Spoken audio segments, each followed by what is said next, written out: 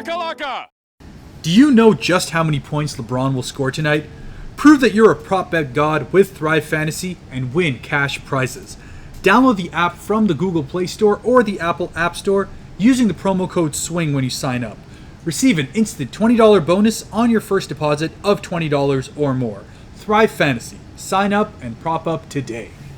Hello and welcome to The Swing.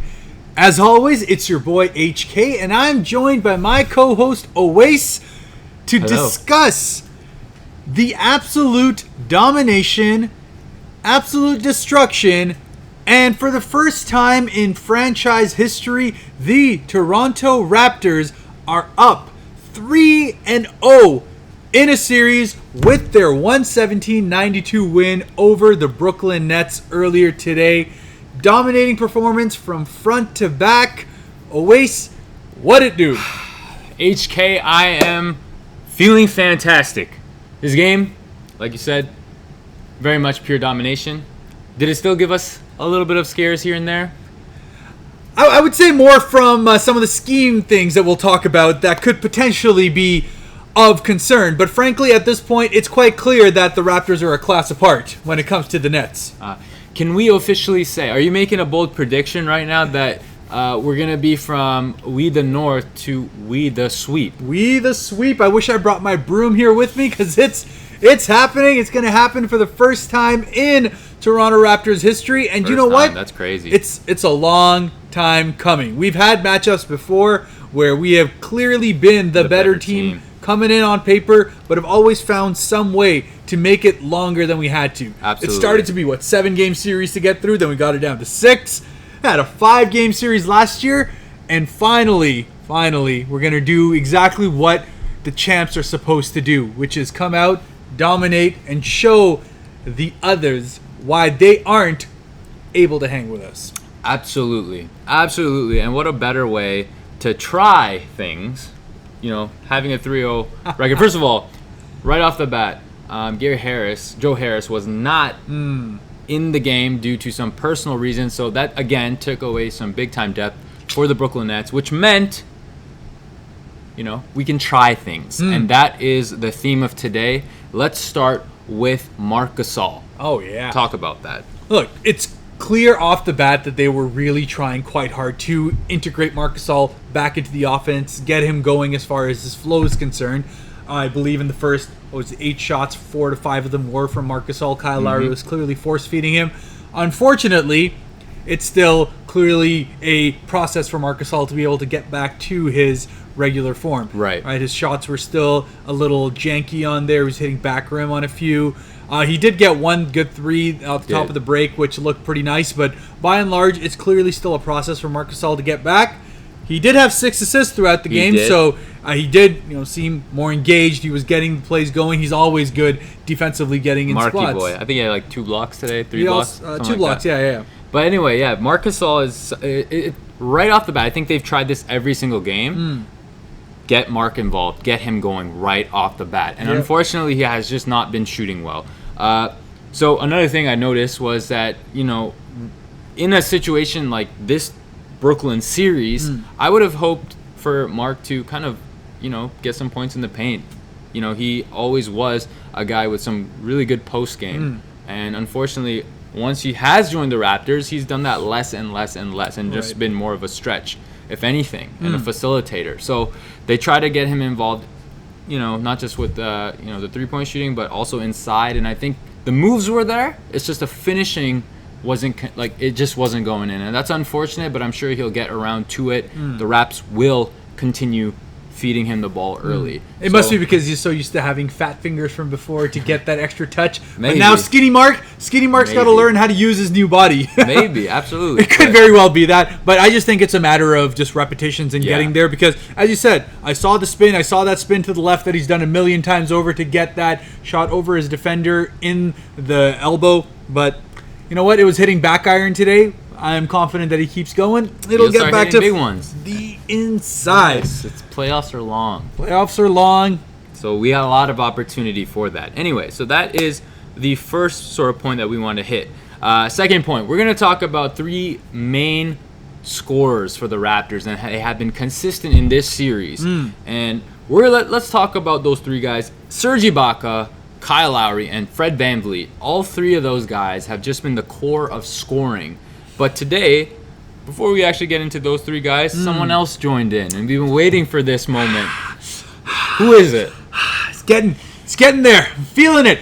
Spicy P is finally here at the party with the bubble game. We talked about Spicy's confidence needing a boost. Absolutely. Spicy himself needing to get his motor going, his engine, sputtering a little bit. 100%.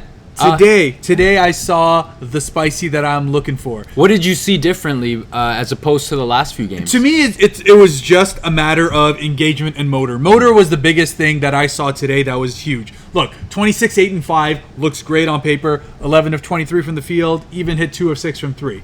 All of that's great, but what's most important to me was how engaged he was, especially off of our defensive rebounds. Yes.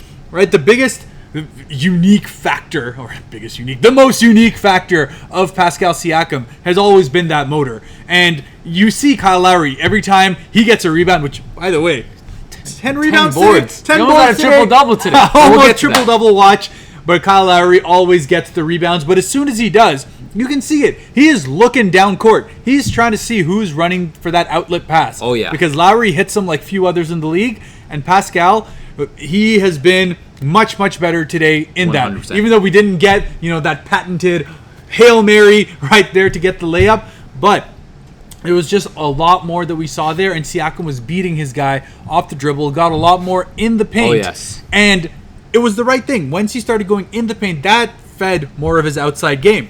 His shots were more in transition. He was getting more rhythm behind all of it. And you know what? This is the kind of game that Pascal needs to do, right? Play within yourself, but play within yourself in the way that we know, because that area, that gap of yourself that's there, that's just so much better than every matchup you're going to have for the next couple of series in terms of pace and in terms of capability to be able to just straight out hustle your man. Absolutely. And Pascal's got to do that on a daily basis. And he's been doing that. And I think he took a page out of Norm Powell's books, because him being successful slashing to the basket yesterday really opened his eyes. He's like, maybe I can do this too. And actually, some of the few things that I did notice that Pascal did differently than before, I would say he still had a little bit of confidence issues. And what I mean by that is he's not entirely sure what type of move he wants to do. So he gets caught up in his own feet and his mind is actually ahead of the ball, or vice versa. Sure. So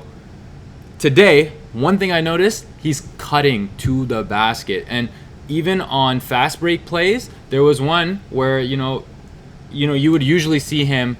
I think it was Kyle who ended up getting that assist, but ball was stolen. It was a fast break, but then it kind of got the ball kind of went to the left side of the court, and who was there ready to get that alley-oop pass? It was Pascal. Yeah. And so those are the things that we missed from Pascal that we hadn't seen, because I feel like he was slowing his game down way too much and not really using that speed. And today he used it. Maybe it didn't look incredibly good all the time, but the fact was that he was being aggressive, and the fact was that he was using those patented floaters that we haven't seen in a long time, that he usually gets from the top of the key. And once he starts to get that rhythm going, it's very difficult to guard, and it's very difficult to stop, especially considering his length and just his touch. Yeah. That is something that Pascal thrives on. That's something unique to him, and we wish to see that continue going forward. With that being said, the other three guys, let's talk about it. Ibaka, 20 points, 8 of 12 from the field, 3 of 3 from three-point land,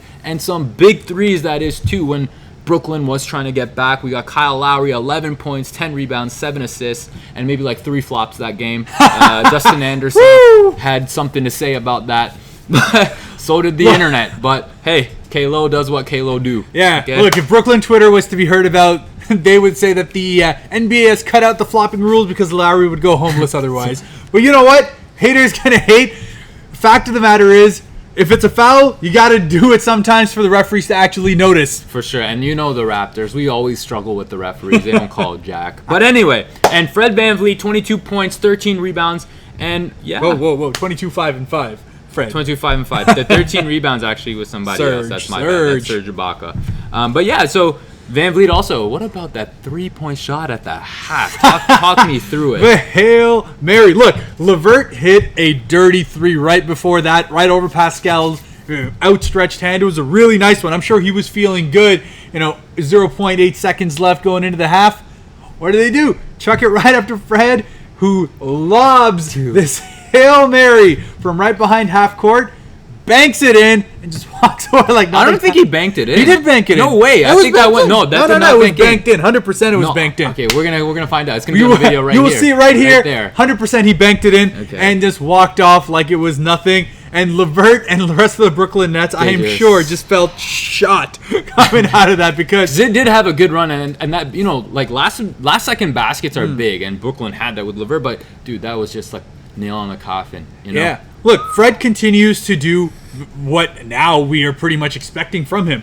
Look, he was coming in 27 points a game into the series, 52.5% from the three-point line. That's crazy. And today just improves that. He was 6 of 10. Yeah. And look, no one expects that level of three-point shooting to continue, but the best part of it is just how in control Freddie is. Steady Freddie for a reason. That all of those threes that he's taken, I am fine with them. I am happy with the ones he's taken. He obviously has a green light. There was that one that he took from like 37 feet on the left side. A little bit of an air ball, but okay. All right, Fred. But you know what? When you've been doing what you've been doing up till now, you've earned that little bit of a heat check time. 100%. Because he's been smoking. He's been smoking Joe Frazier. I don't know if you guys catch that reference, but if you do like boxing, hit me up. Speaking of, we're going to talk really quickly about Ibaka and how much energy he's brought. I mean, he's shooting incredibly well. And his 4 offensive boards, like that, in my opinion, is the key. Something that we struggled with this series is that boards, as you mentioned. And Ibaka comes in and does his job, and that ignites the rest of the guys, Yeah. Look, Ibaka was averaging 6.5 boards coming in, which, I mean, it's all right. But the fact of the matter is, with Ibaka in that 4 or 5 position, he has the, again, motor and the speed to be able to beat out a lot of centers that are out there. He should be our main rebounding threat in the energy minutes that he comes in for. Absolutely. So that's Ibaka's role now. He'll come in key moments, end up playing about 20 to 25 minutes a game. But in that time, he is there to absolutely be a headache and a half for his matchup. Baby, he's fire. And baby Jared Allen could not stay ahead of him today. Yeah.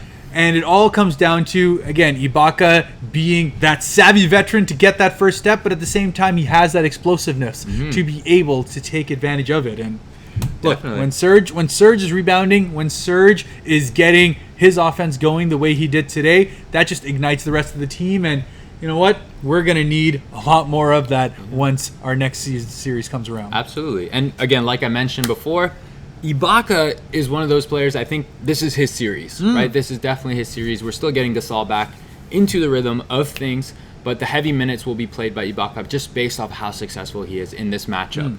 But yeah, so congrats to the backcourt, congrats to Ibaka, congrats to Siakam. These are guys that literally spearheaded the offense today, and big credit to the Raptors. They shot the 3-ball really well, almost close to 50% from the field. Yeah, if I'm not mistaken. 18 of 38 from 3 today. Very, very solid performance. Look, living up to how good they have been from 3 the entire season, right? 3rd in the league in 3 points made, 5th in the league in 3-point percentage. This is the team that is absolutely dominant from outside, and obviously a lot of that has to do with Fred VanVleet and Lowry 100%. doing their thing. Yeah. But just in general, we have so many weapons that are able to take advantage of that when our ball movement continues to be crisp. And that's still one thing that I praise the Brooklyn Nets for. Their ball movement has been tremendous throughout this series. Look, when you have a team that's behind as far as talent level is concerned, you got to be able to beat them with your fundamentals and beat them with the right kind of shot. Obviously, Brooklyn is not going to beat the Raptors, but where they are going to see a lot of pride and a lot of improvement is in how many good shots they're getting. Yeah. And one of the areas where I think the Raptors need to really focus on, especially once the next series comes around, is that idea of giving up those corner threes, especially in transition. We saw a number of those today, especially in the first half. Right, the game slowed down in the second. It wasn't as much a problem, but there was at least 4 instances I remember in the first half where you would have LeVert be able to grab it and just spearhead straight down the middle, and you'd have either Garrett Temple or Luau Cabarrot just sitting there able to fill the lanes on the right and left, and we were slow on those rotations. Absolutely. We're lucky it didn't kill us, but what I'm saying is that is something that we have to be absolutely aware of, because transition points, especially for a team like potentially Boston, I'm saying it's Boston, I'm calling it now, it's going to be Boston, a team like that who is looking to push the pace once they have got their defense set, then that's where you're going to have to be absolutely fundamentally sound. 100%. And you know what? Raptors being one of the best perimeter defensive teams in the league, I think they're kind of, just because it's Brooklyn, they're a little bit more lenient in terms of that, or a little bit more slow on those rotations. Not to mention but that's not to discredit the fact that the Raptors have been playing incredible defense. Lots of deflection, causing a lot of big turnovers. And look, they held Brooklyn again to like less than 100 points again. Yeah, and that is something that's insane. Even though you can argue the talent level of Brooklyn may not be at par, but I mean, hey, everyone can score. They showed the stat today, right? 13 games since the playoffs started last year in which the Raptors have held opponents to under 100, and now just added another. Yeah. And way ahead of anyone else in the league. 100%. Much like Kyle Lowry is way ahead of anyone in the league. 62 charges. The next closest guy is Curry. Steph Curry at 31, which is just for guards that take charges. That's just, look, Lowry is a beast of his own. Took another 2 today. It's just something that you've come to expect. If there's 2 things that are there with Kyle every time, is that he's going to take the charge, and when the opponent gets a rebound, he's always going to be from behind and look to get that steal. And he gets that at least once a game. So Kyle freaking Lowry, we love that guy. Big shout out to one player that I wanted to mention within the Brooklyn Nets today, and that's Tyler Johnson. Mose from The Office has done an incredible job. He was hitting some really, really tough shots, big shots from 3, kept Brooklyn within 10, which is great. But seriously, again, big credit to Brooklyn. Their ball movement has been so seamless and very fundamentally good that you can only respect them. And you see that this may not entirely be their core, by per se, but the fact is that you can look at a bench and be like, this is going to be a very effective bench for the future when their big guys come back. And so big ups to the coaching as well. Yeah, look, Jacques Vaughn is pretty much on the same kind of hot seat that the rest of the Brooklyn Nets here are. The leadership is obviously thinking of the Nets as a championship contender in the near future once Kyrie and Durant come back. So now you're thinking, hey, do we have the right coaching in place? Do we have the right talent otherwise in place? And from everything that we've seen into the regular season going to now, I think they've got really good pieces to be able to take advantage 100%. Of that. Look, LeVert is showing that he has the capability to be part of a big 3 of those guys that are going there. And then with the shooting capabilities of players like Joe Harris, of players like Garrett Temple, of players like Timothy Luwawu-Cabarrot, these guys who have pretty much been journeymen in the NBA otherwise, now finding a home and really playing well within the system. Look, to me, I think the Nets would be stupid to let Jacques Vaughn go. I know he's interim coach right now, but I would definitely be looking to have him full-time because he's fundamentally sound. The Brooklyn Nets are playing good basketball. The talent level will rise once you get the main guys back. And look, I'm still this on what Kevin Durant will be looking like once he comes back from his injury, but the Nets have to feel good about their future. 100%. And honestly, that's what we have for Game 3. Anything else that you wanted to say? No, look, to me, at this point, it's all about finishing up business. It's a business trip. Let's get this series done with. It's likely that Boston is not going to go much further than 4 to 5 games on their series as well because they're outclassing the Sixers. So let's get that through. Let's get ourselves set. And the swing, as always, is going to be here to break it down for you as we go game by game. The North working to defend the North. 3 games down, 13 to go. Keep following at The Swing Podcast. Engage with us. And we'll see you next game. Peace. Adios.